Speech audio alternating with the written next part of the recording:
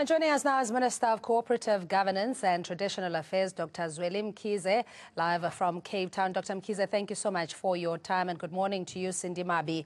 Here, just looking at the Auditor General's report, it almost sounds like a regurgitation of the same script, particularly when it comes to irregular and wasteful expenditure. Are there no integrated systems that can monitor this kind of activities, or at least to ensure that they cease to operate? The report from the Auditor General is, of course, raising a lot of concerns.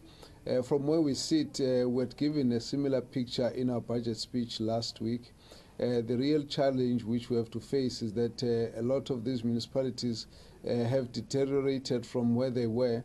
We need to then focus on what is it that we can do to improve the situation. It is of concern, of course, because the Auditor General raised the same issues last time, and the fact that the Auditor General has been concerned that they don't have a direct system of intervention, we've taken that quite seriously. We have got intervention programs now which are going to deal with these particular problems. In this budget speech, I indicated that we want to give all the municipalities that had disclaimers, 27 of them, to have 1 year to correct themselves. And we've got a number of other programs in dealing with the issues of governance and the issues of financial management and infrastructure delivery. But Dr. Mkhize, generally mismanagement or flouting procurement processes, corruption and wasteful expenditure are detected after the fact. As Auditor General Kimi Makwetu was saying, that part of the reporting also has to do with municipality having to investigate themselves. And now this reflects in the 2016-17 financial year report, which then means that there is a lot of backlog, or there isn't a monitoring process in place, or to evaluate how far municipalities are in terms of service delivery and their financial management. Actually, that's exactly the point. The Auditor General will come a year later. In our case, we want to intervene on at the moment as we move on, so that we must change the outcomes going on next year. I think what this whole situation needs is a very strong political and administration management of systems and individuals. To start off with, when we deal with the councils, we have to make sure that they take responsibility for the outcomes. And we make the point that the audit outcomes are not about the CFO or the treasury in a municipality. They are about the whole municipality, the MM, the councillors, the mayors, the speakers. Everybody has to take responsibility for the audit outcomes, because even if you've got a good CFO, they will not be able to withstand bad decisions and wrong instructions that sometimes come from the senior management and senior political leaders and those who abdicate responsibility. I think our major focus has to be about bringing everyone to take responsibility for their action. Municipalities must be able to act on those who are involved in transgressions, but they must also discipline them, whether they are employees of the municipality or whether they are councillors with positions in council. Dr. Mkhize, but there seems to be a culture of impunity, and especially as one journalist raised the questions about, if you like, cadre deployment, where municipalities are essentially run as personal enterprises, and with the inflation of invoices, that procurement of services generally is where the chaos and the loot is happening. So if there's impunity, we haven't seen much in terms of that, be it convictions, etc., that this is perpetuated. How is this going to be dealt with?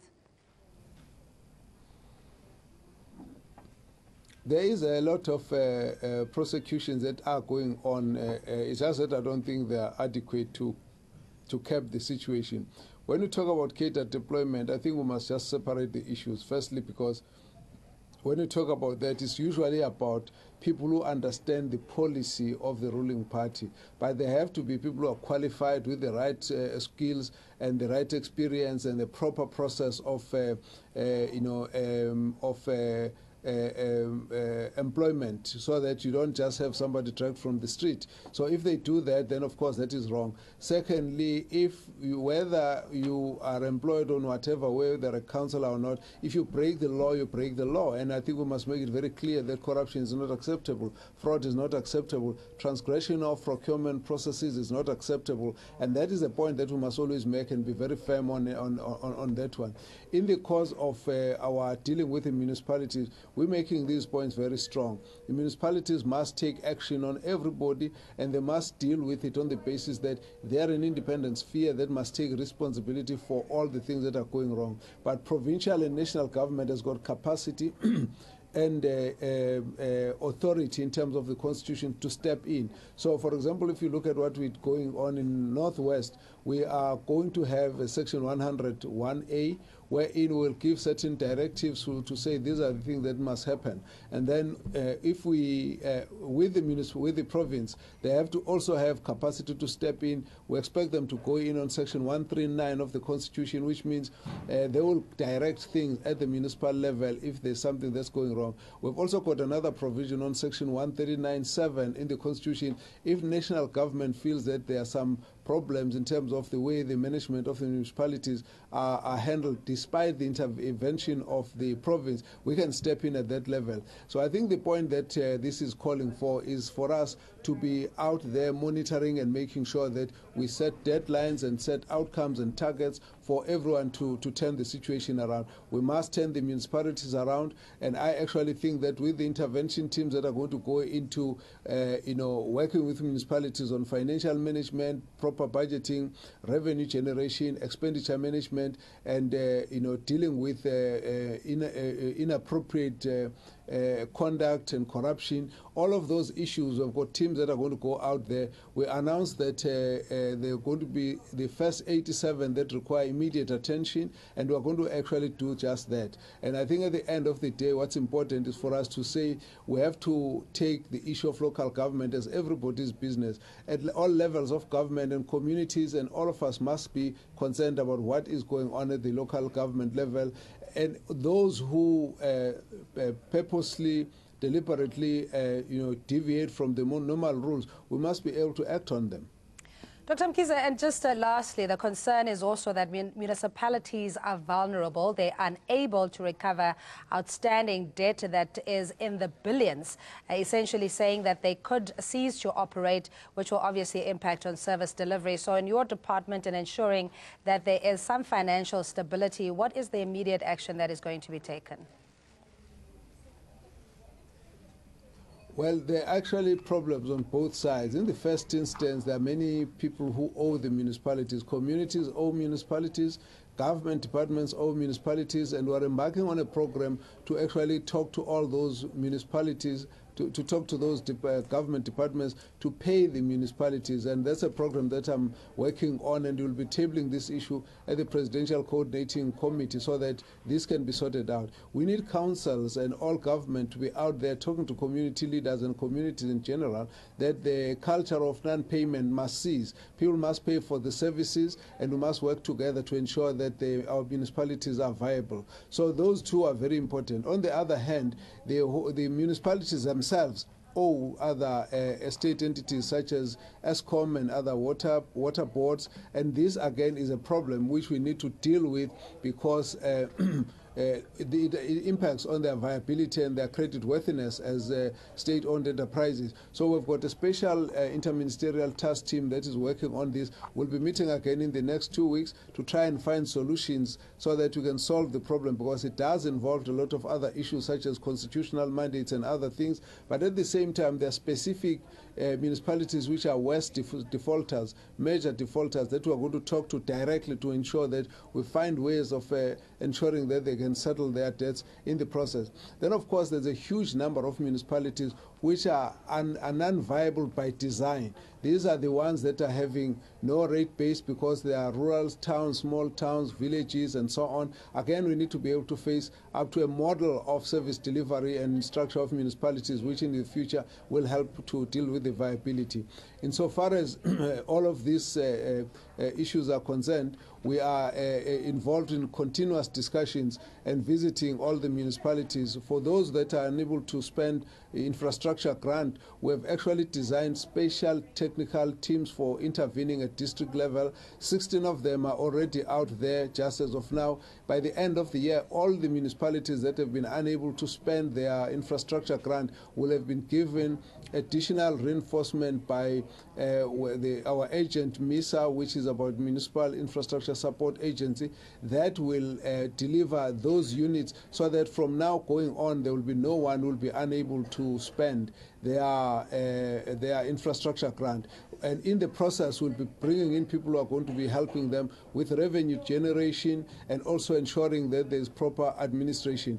The municipal managers, we monitor them. No one can be appointed if they don't have the requisite qualification. We can actually overrule a municipality if they do that, unless they get a special waiver, which goes up to the minister. No one who has been involved in any transgressions and has been charged and fired or resigned before being fired in a municipality can actually be appointed in another municipality. So we've got a database to oversee all of this. We're going to be very tight and strict on this issue, and we hope that the municipalities will be able to cooperate.